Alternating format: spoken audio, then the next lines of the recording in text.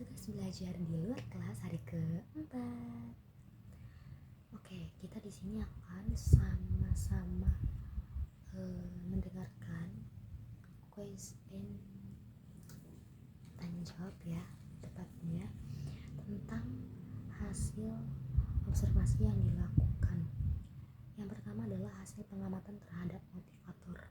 Yang pertama, bagaimana cara motivator menyapa dan menyambut murid? Yaitu dengan menggunakan ekspresi mimik yang ceria. Wah, halo, misalnya namanya Diva. Halo Diva, gimana nih kabarnya hari ini? Udah makan belum? Terus tanyakan misal tadi diantar sama siapa. Terus kita tanya-tanya juga perihal berdialog begitu dengan murid, lebih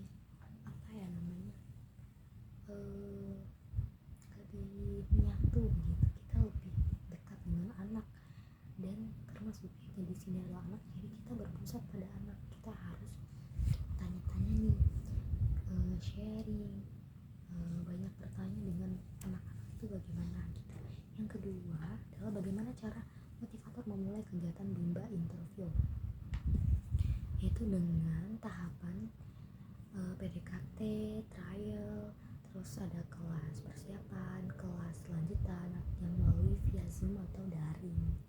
Yang biasanya kelas interview itu dia yang jaraknya jauh nih, kayak belum bisa datang ke tempatnya atau lagi di kampung halaman gitu, kita bisa melakukan kegiatan bimba interview itu dengan melalui via Zoom ya, online.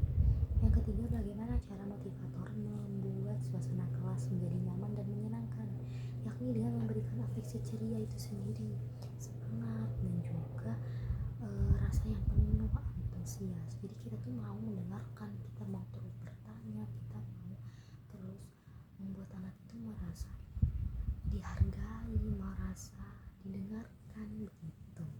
Terus yang keempat, bagaimana cara motivator mengajak anak untuk berdialog, yaitu pertama tatap matanya, terus beri senyuman, kalau perlu kita pegang tangannya, meyakinkan bahwa kita ini memang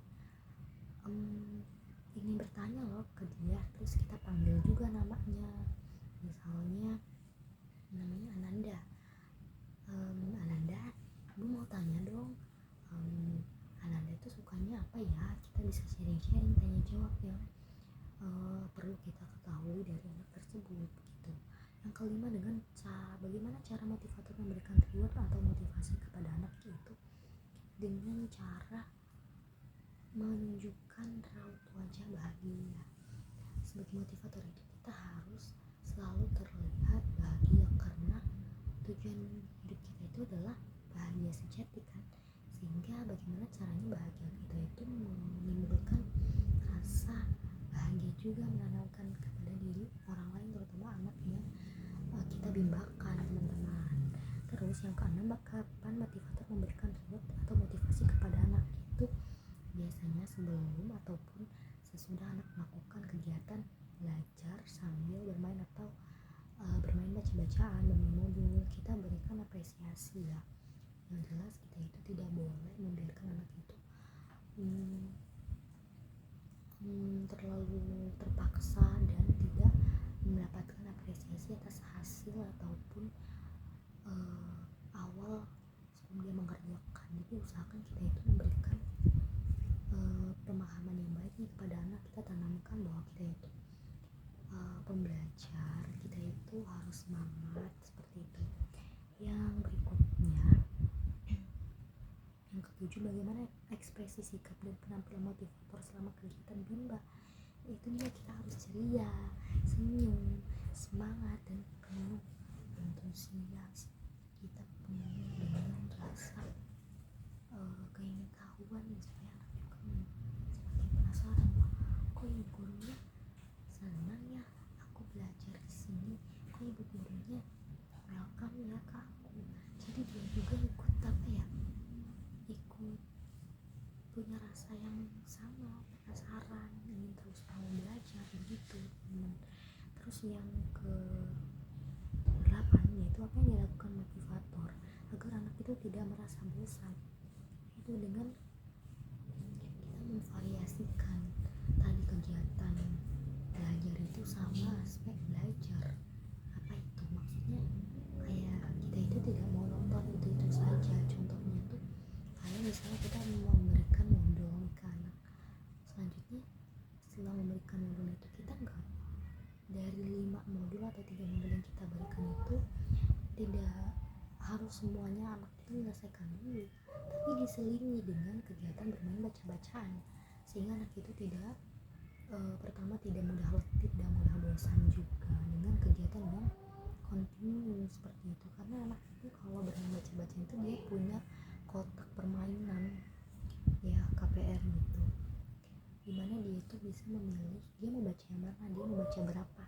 Anak itu boleh, atau kalau misalnya dia nggak mau, dia boleh kayak menyuruh kita, kita tanyakan anak mau berapa, kakak mau berapa, dia mau berapa gitu, kita ambilin, kita pilihin, atau kalau enggak dia yang ambil sendiri, kita yang minta, seperti itu.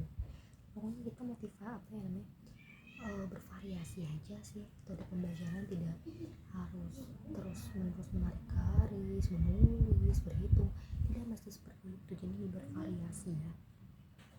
Terus jika kita bisa tanyakan kayak diskusi terus atau didikte baca-bacaan itu gitu, yang dia udah pahami ya sampai mana gitu kemampuannya. Yang ke-9 tuh, apakah motivator mengarahkan membimbing murid dalam melakukan kegiatan bermain baca-bacaan secara berbarengan gitu. Iya, karena motivator itu harus mengarahkan, membimbing ini anak itu harus bukan berbarengan, maksudnya diselingi ya.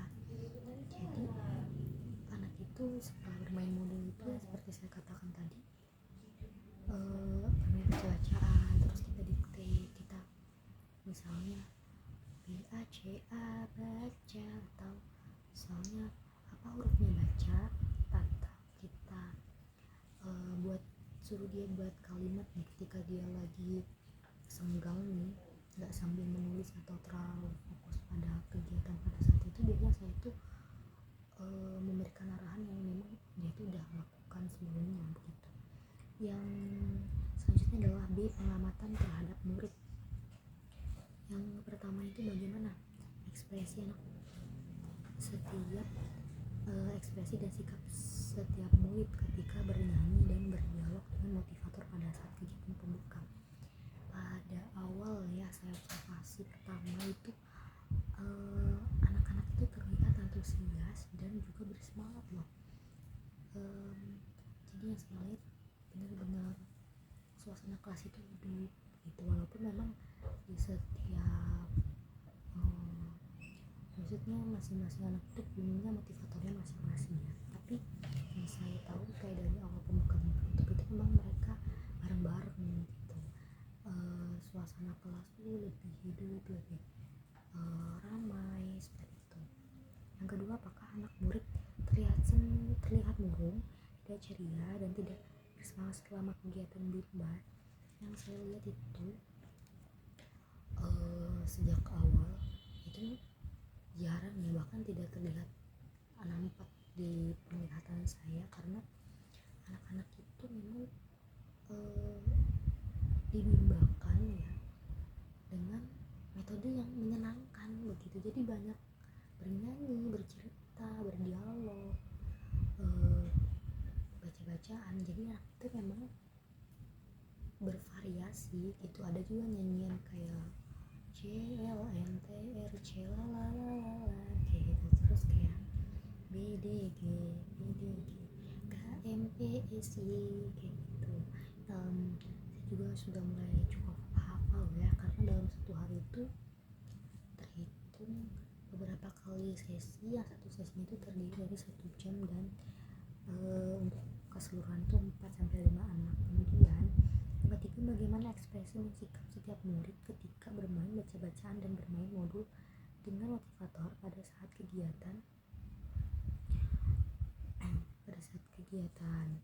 Oke, terlihat nampak semangat dan ceria banget ya, maksudnya semangatnya ada, antusias, keinginan belajarnya, bahkan suara mereka baca tuh kayak sudah hafal banget, kayak mereka udah lancar-lancar gitu. Sehingga saya yang baru tahu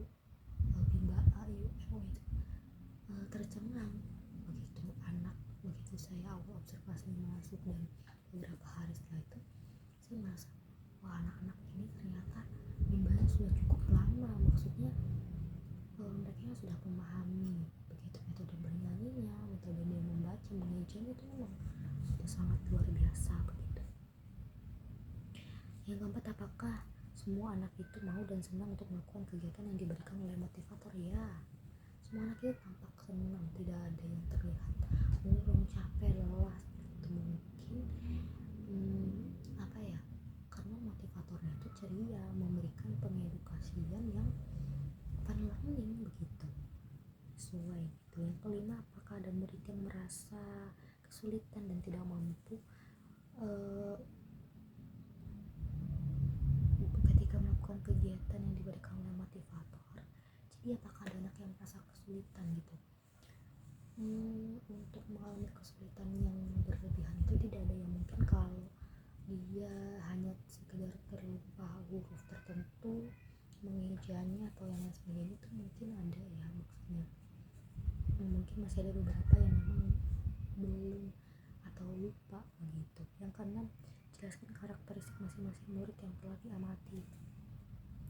Muridnya itu ada yang karakternya itu ceria, dia bawaannya kayak happy, terus ada juga yang energik, yang dia aktif juga, lari-lari. Kemudian ada yang pendiam juga, tapi dia bacanya udah lancar, jauh gitu ya.